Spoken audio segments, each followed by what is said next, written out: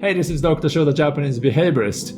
I was not planning to watch Ghost in the Shell 2017 because, it's a live-action remake of a Japanese anime. But I got an interesting comment and it motivated me to watch. The results? I'm glad I did. So, thank you Dragonus12. It was simply fantastic in many ways.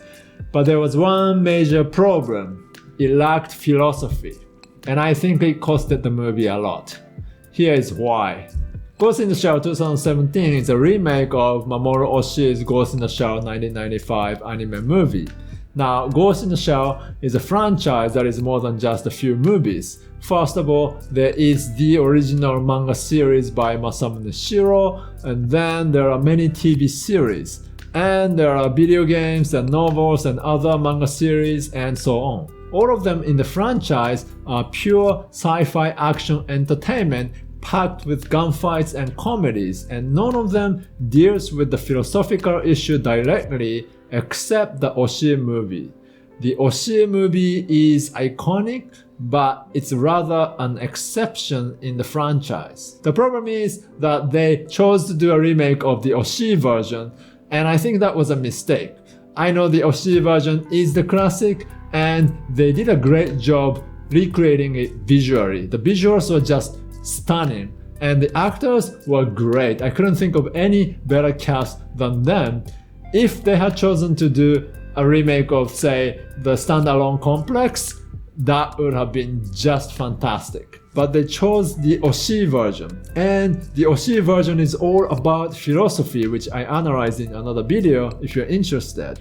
In Oshii version, everything is perfectly designed to convey the philosophical message. So if you get rid of the philosophy like this remake did, no matter how great the other aspects are, you end up having a bad remake.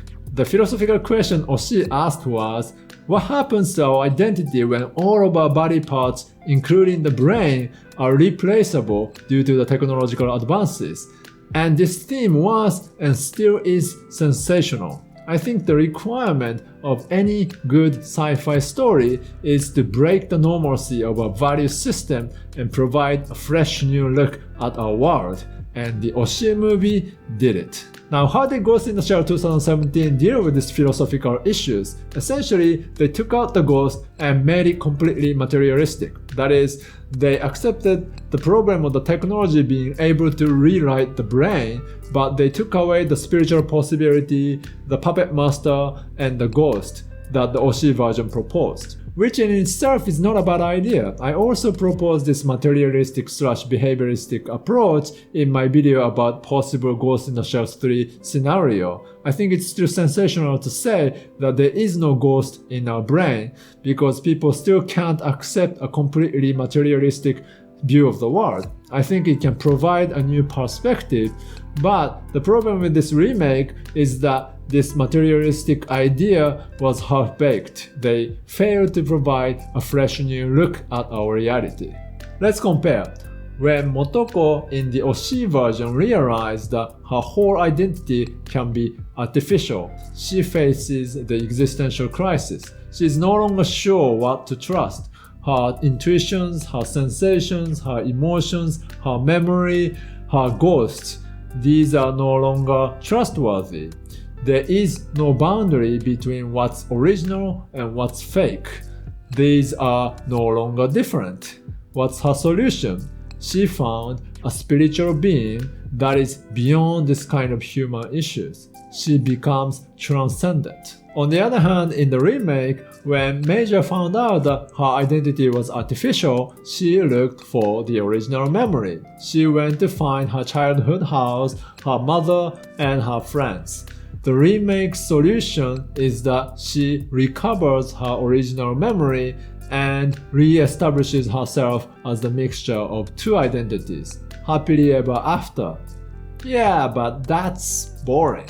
In the remake, the philosophical issue became a memory loss issue. Major became a person who lost her memory and tries to recover it. The movie became a story about a person with amnesia or dementia. That's not sci-fi, and I know much better stories about memory loss than this one. Moreover, the Oshii version destroyed this type of solution because it says it doesn't matter whether your memory is original or fake. It is no longer a relevant source of identity. You gotta find something else. And Motoko became transcendental because she thought that she could overcome this problem this way. But Major in this remake doesn't even doubt whether the childhood memory that she regained is fake or not.